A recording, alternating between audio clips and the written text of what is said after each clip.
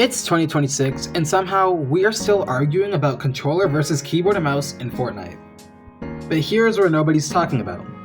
The game has changed more in the last 2 years than it did in the first 5. Aim assist is not what it used to be. The weapon meta has flipped, and aim assist has been practically nerfed to the ground. And competitive results from 2024 all the way to 2026 tell a completely different story than what most people think. So is controller secretly dominating again? Or does keyboard and mouse still have the highest skill ceiling in Fortnite? Today I'm going to tell you what the best input is in modern Fortnite. Let's start with aim assist, because most people haven't changed their opinion since 2020. It's not the old lock-on aim assist people have complained about. Let's see what controller actually has for them right now. Controller has 360 movement with their joystick, rotational tracking when strafing, slowing down when your crosshair passes over a target, and adjustable strength settings. It doesn't flick for you, it doesn't snap onto targets, but it stabilizes your tracking. So in tight box fights, especially with SMGs or very fast ARs, controller still has a consistency edge. The reticle sticks just enough to smooth micro mistakes, and many controller players are great at getting refreshes in endgames because they have consistent aim. But a lot has changed. In Chapter 5 and Chapter 6, weapon tuning increased recoil and reduced laser beam hit scan metas. And aim assist received a bit of a nerf because of bullet drop. And because of this, raw recoil mattered a lot more. And once again, aim assist got nerfed because recoil isn't aim assisted. But that's enough about aim assist. Let's go on to our second topic.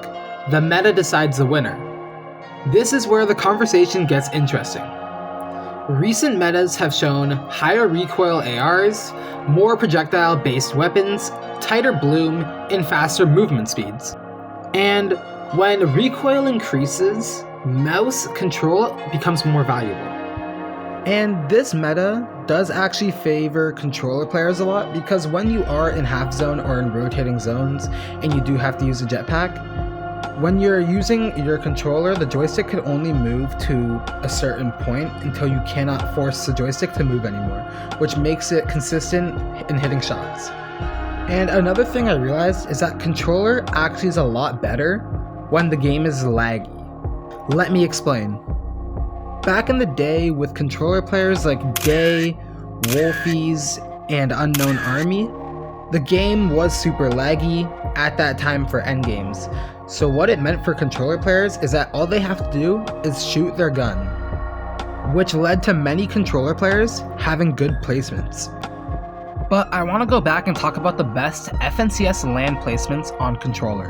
In 2023, Miro came first, 2024, Teeny came 6th, and in 2025, Reet placed 13th. But I want to go back to Mero's FNCS win. But before I talk, I do not want to discredit his FNCS win. He played amazing the whole entire time. The server performance was just not it, and it was by far the worst FNCS in lag terms. And at this time, the meta did benefit controller players a lot. And you can see that too, because when they were low on mats or they needed heavy refreshes, they just jumped inside of boxes because of how laggy the servers were. So basically what I'm saying here is that if you do see a meta with hit scan guns, no recoil, and no bullet drop, yes, we would see many more controller players up on the leaderboard. But if that is not the case, then keyboard and mouse will be taking the crown. But just to smooth the edges, my final saying here for this topic is that the meta decides the winner, not input.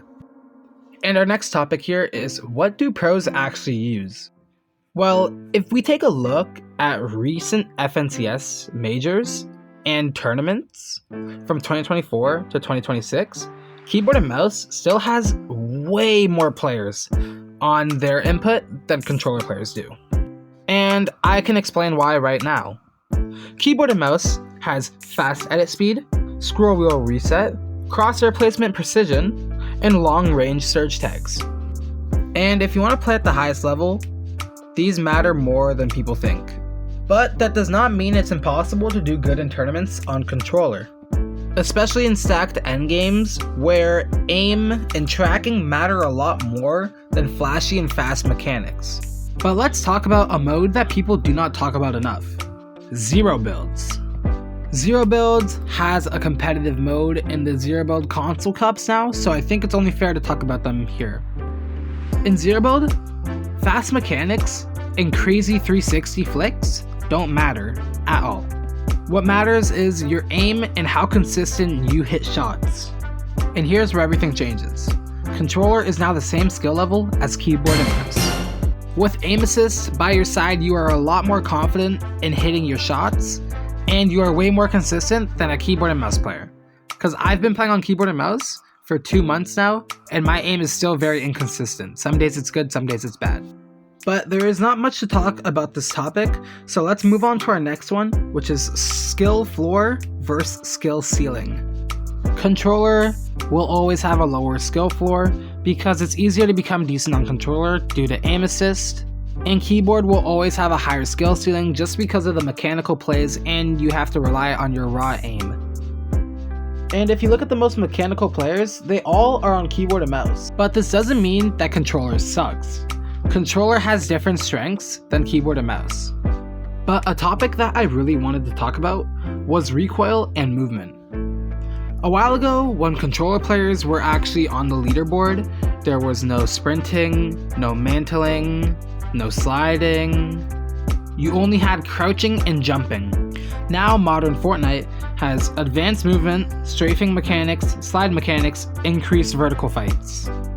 But analog movement on controller gives controller smoother micro adjustments in close range fights, but mouse gives faster snap corrections when somebody edits on you. But I know you guys have been waiting for this moment, so I will be telling you guys the real answer for what is better in 2026. And if you have been watching the video this whole entire time, guys, make sure to comment down below 200. So here's the reality in 2026. Controller is stronger than some people would admit in tracking metas and in zero build. Keyboard and mouse is stronger than people admit in builds, long range tags, and mechanical plays, due to the amount of extra fingers you can use when playing the game. But if I have to pick one input for competitive Fortnite, I would have to give it to keyboard and mouse, because it does have the high skill ceiling and you can reach your max potential. But that doesn't mean that you cannot go pro on controller. There are many successful controller players to this day, and they have been consistently on the leaderboard since 2022. But if you guys do think controller is overpowered, comment controller. If you think keyboard still dominates, comment down KBM. But that is it for today's video, guys. Thank you guys so much for watching.